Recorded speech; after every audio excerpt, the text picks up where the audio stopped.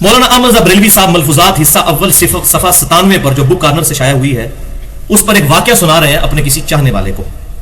تو کیا کہتے ہیں؟ ایک مرتبہ سیدنا جنید بغدادی دریائے دجلہ پر تشریف لائے اور یا اللہ کہتے ہوئے اس پر زمین کی مثل چلنے لگے.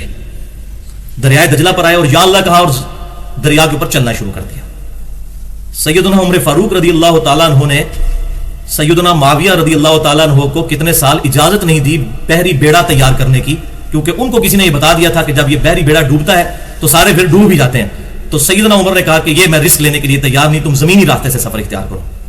تو پھر تو جنید بغدادی کا زیادہ مرتبہ ہے. سیدنا عمر فاروق رضی اللہ تعالیٰ کہتے ہیں کہ یا اللہ پڑھو اور جناب سمندر پار کر لو، بحری بیڑا تیار کرنے کی کیا ضرورت ہے؟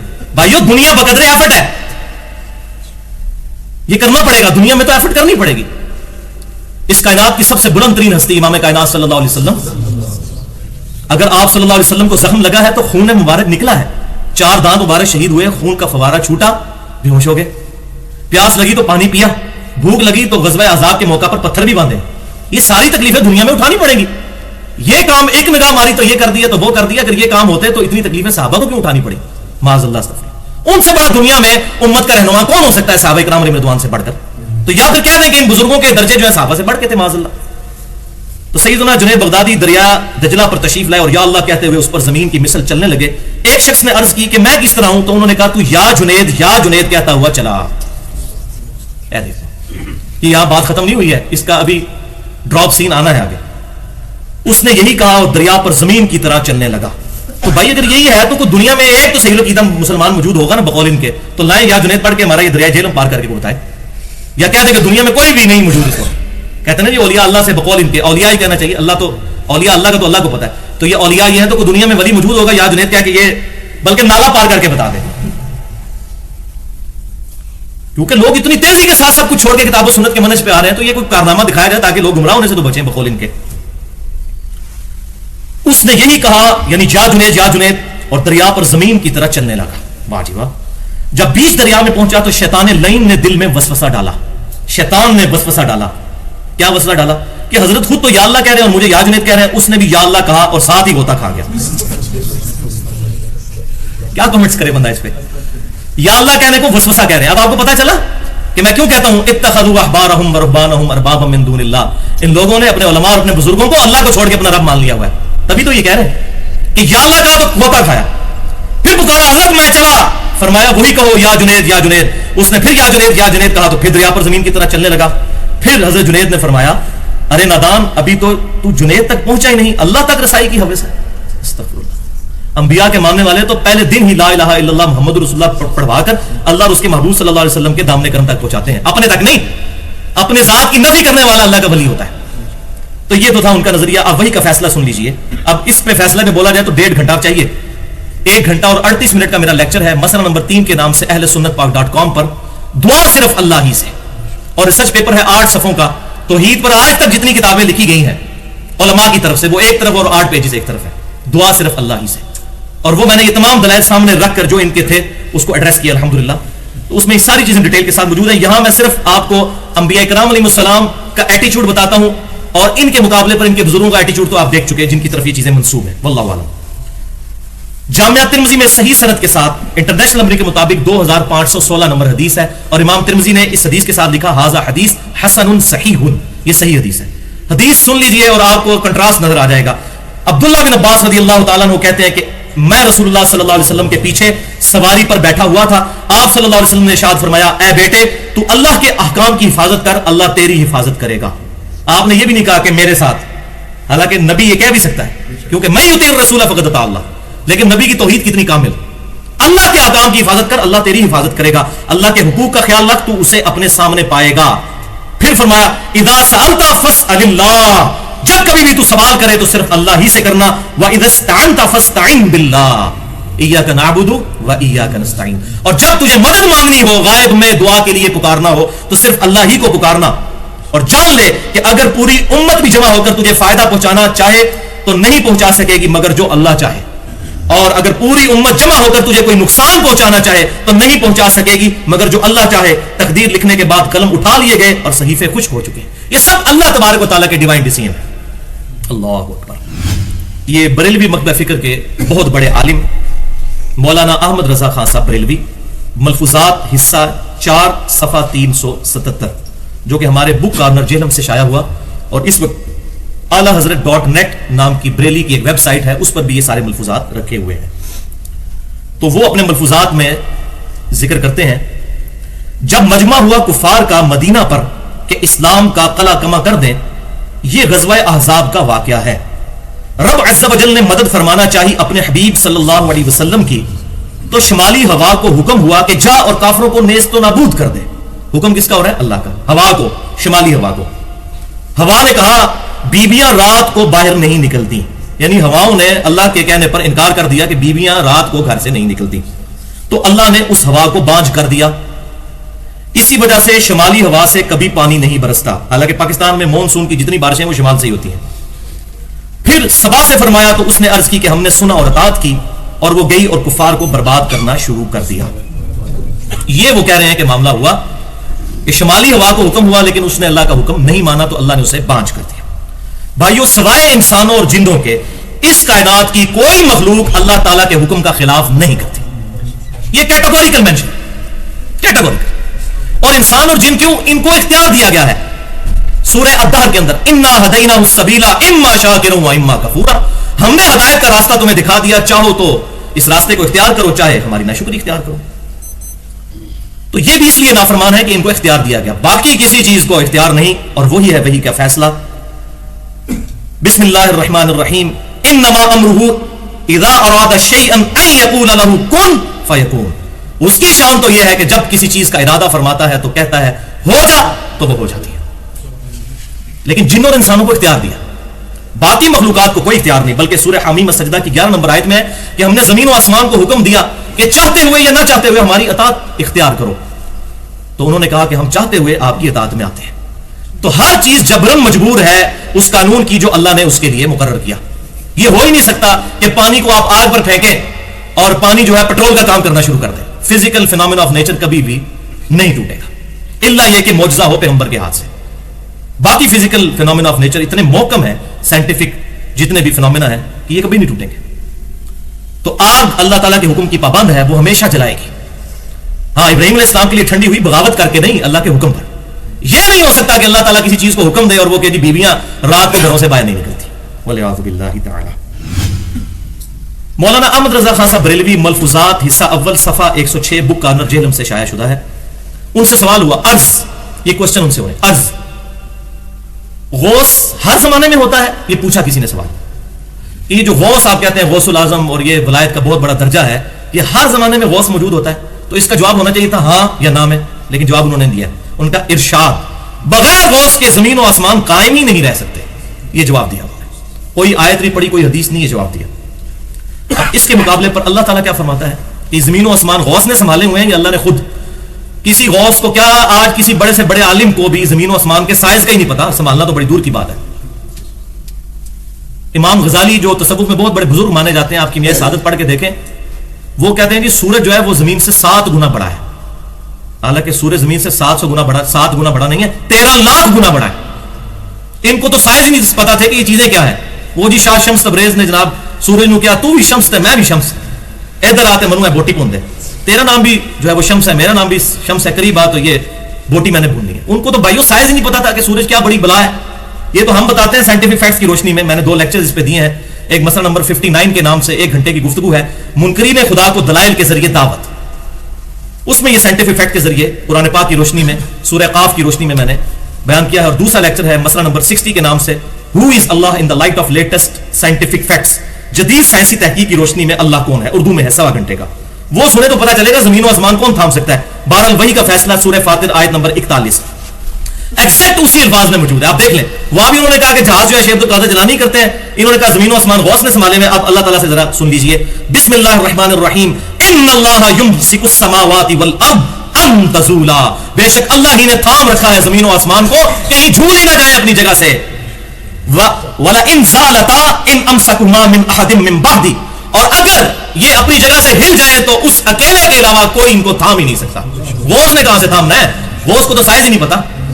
دنیا کا بڑے سے بڑا بزرگ بھائی، اس کو اگر قبض ہو جائے نا یا اپنا پیشاب بند ہو جائے تو اپنا پیشاب نہیں کوئی کھول سکتا، انسان تو اتنا لاچار ہے, زمین و آسمان کو سنبھالنا یہ تو بہت بڑی بات ہے. مجھے ایک بھائی نے واقعہ سنایا, ان کے ساتھ سیالکوٹ میں ایک مسئلہ ہوا. انہوں نے کہا جی یہ جو عبداللہ شاہ غازی ہے نا کراچی میں, انہوں نے سمندر کو تھاما ہوا ہے ورنہ سمندر کراچی کے اوپر آ جائے. تو انہوں نے آگے سے نا وہی بات کی جو اینٹی وینم پھکی الزامی جواب. انہوں نے کہا کہ دنیا میں کوئی بڑے سے بڑا بزرگ زندوں یا مردوں میں موجود ہے, اس کو میرے سامنے لاؤ, میں اس کو 4 جگ پانی کے پلاتا ہوں, نمک والے پانی کے, پھر اس کی شرمگاہ آگے سے باندھ دیتا ہوں, وہ اپنا پیشاب مجھے روک کے بتا دے. جو یہ کہتا ہے میں نے سمندر روکا ہوا ہے, وہ روک سکتا ہے اپنا پیشاب؟ میں پیشاب نہیں روک سکتا. اور جو بندہ اپنا پیشاب نہیں روک سکتا وہ سمندر کو کیسے روک سکتا ہے؟ ہاں دعا الگ چیز ہے, دعا بالکل الگ چیز ہے. اور دعا میں یہ نہیں کہا جاتا اس نے روکا ورنہ تو یہ شرک ہو جائے گا. دعا میں تو کہا جاتا ہے دعا کی, اور وہ اللہ کی مرضی جس نے قبول جس کی ہو یا نہ ہو. دعا بالکل ڈفرنٹ چیز ہے, اس کے ساتھ مکس نہ کریں. بولے اعوذ باللہ تعالی. اگر یہ ٹل جائے تو ان میں سے کوئی ایک بھی ایسا نہیں جو اس کو تھام سکے. انہ کان حلیما غفورا, بے شک اللہ تعالیٰ حلم والا ہے اور معاف کرنے والا ہے. کیا مطلب؟ اتنے بڑے بڑے لوگ دعوے کرتے ہیں اللہ کا حلم ہے کہ وہ سن رہا ہے, یعنی فلانا بزرگ چلا رہا ہے جناب, یہ جو ہے وہ گورنر پنجاب جو ہے وہ علی بن عثمان حجویری صاحب ہیں, اور سندھ جو ہے فلانے بزرگ کے حوالے ہے, اور یہ فلاں بزرگ کے حوالے ہے. ولیعوذ باللہ تعالی. انہ کان حلیما غفورا, اللہ حلم فرمانے والا ہے.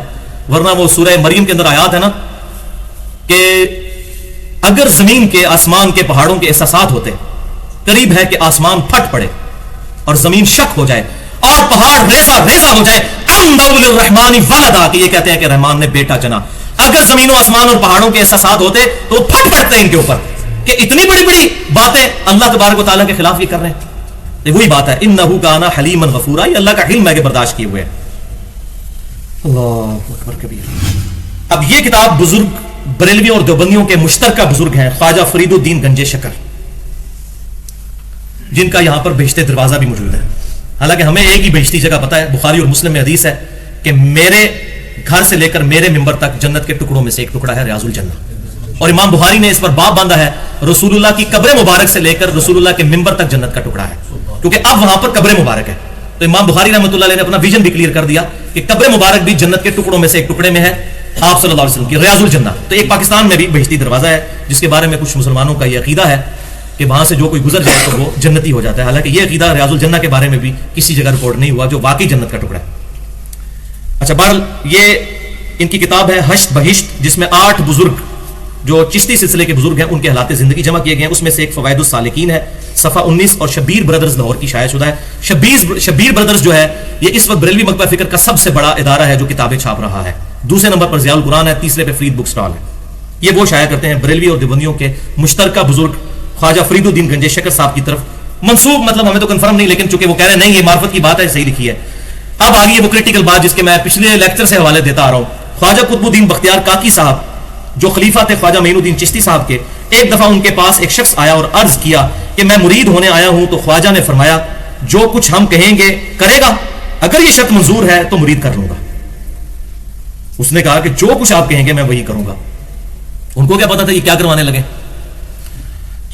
تو خواجہ قطب الدین بختیار کاکی نے فرمایا کہ تو کلمہ اس طرح ہی پڑھتا ہے نا, لا الہ الا اللہ محمد رسول اللہ. تو اس نے کہا جی ہاں. تو فرمایا تو اب ایک بار اس کلمے کو یوں پڑھ, لا الہ الا اللہ چشتی رسول اللہ والعیاذ باللہ. چونکہ راسخ العقیدہ تھا. یہ کامنٹس کس کے آ رہے ہیں؟ فرید الدین گنج شکر صاحب کے. کہتے ہیں وہ بڑا پکا عقیدے والا تھا, کیونکہ فرید الدین گنج شکر صاحب خود خلیفہ ہیں خواجہ قطب الدین بختیار کاکی کے جنہوں نے کلمہ پڑھوایا. اس نے فوراً پڑھ دیا. خواجہ صاحب نے اس سے بیعت لی اور بہت کچھ خلعت اور نعمت عطا فرمایا اور کہا میں نے فقط تیرا امتحان لیا تھا. یہ اینڈ پہ نا وہ ایسی بات کر دیتے ہیں, اٹھو مت بیٹھو, پتہ ہی نہ چلے کہ اٹھنے کا کیا ہے کہ بیٹھنے کا. یہ اٹھو مت بیٹھو. اچھا میں نے فقط تیرا امتحان لیا تھا کہ تجھ کو مجھ سے کس قدر عقیدت ہے, ورنہ میرا مقصد یہ نہ تھا کہ تجھ سے کلمہ پڑھواؤں. بھائی مقصد ہے تھا یا نہیں تھا. اس کے بعد انہوں نے دوسرا کلمہ کو نہیں پڑھوایا, لہٰذا وہ کفر میں ہی مر گیا. اس کے بعد دوبارہ کلمہ پڑھانا چاہیے تھا نا. کیا صحابہ کرام علیہم رضوان مسلمان کرنے کے لیے یہ کلمہ پڑھواتے تھے لا الہ الا اللہ ابو بکر رسول اللہ؟ کبھی نہیں. اگر صحابہ کرام نے یہ کام نہیں کیا تو ان لوگوں کو کس نے اجازت دی ہے کہ وہ اپنے ناموں کا کلمہ پڑھوا کر امتحان کریں؟ امتحان کرنے کے تو اور کئی طریقے موجود ہیں. یعنی وہ بیچارہ بیعت ہونے آیا تھا, ایمان سے نہیں جاتا رہا. اب ذرا سن لیجئے وہی کا فیصلہ. صحیح بخاری اور مسلم کی متفق علیہ حدیث ہے. عبداللہ بن عمر رضی اللہ تعالیٰ عنہ کہتے ہیں نبی صلی اللہ علیہ وسلم نے فرمایا اسلام کی بنیاد 5 چیزوں پر ہے, بنیاد ہی لا دی ہے. اور پہلا فرمایا لا الہ الا اللہ محمد رسول اللہ صلی اللہ علیہ وسلم کی گواہی دینا. یہ صحیح مسلم کی پہلی حدیث بھی ہے, حدیث جبریل والی. دوسرا نماز قائم کرنا. تیسرا زکات ادا کرنا، چوتھا حج، اور پانچواں رمضان کے روزے. یہ ہے وہی کا عقیدہ کہ کلمہ بنیاد ہے، اس کو جو ہلائے گا. تو اب آپ دیکھ لیجئے. اچھا، اب اسی کے اوپر بریلویوں اور دیوبندیوں کے مناظرے بھی رکھے ہوئے ہیں یوٹیوب پہ. جب بریلویوں نے دیوبندیوں پر اعتراض کیا کہ آپ کے بزرگ نے کلمہ پڑھوایا ہے لا الہ الا اللہ اشرف علی تھانوی رسول اللہ والعیاذ باللہ، وہ آ رہے ہیں اب، تو انہوں نے کہا آپ کے بزرگ بھی تو پڑھا کے گئے ہیں چشتی رسول اللہ. انہوں نے کہا چلو ٹھیک ہے، کینسل ہو گیا، دو برابر ہو گئے. یہ بالکل اس طریقے سے ہے کہ اگر کوئی شخص یہ کہے میرا بیٹا اسکول میں فیل ہو جائے اور میں پوچھوں بیٹا تو کیوں فیل ہوا، تو کہ ابو جی آپ کا دوست کا بیٹا بھی فیل ہو گیا، تو میں کہوں ہاں بالکل ٹھیک ہوا. بھائی دونوں غلط ہیں.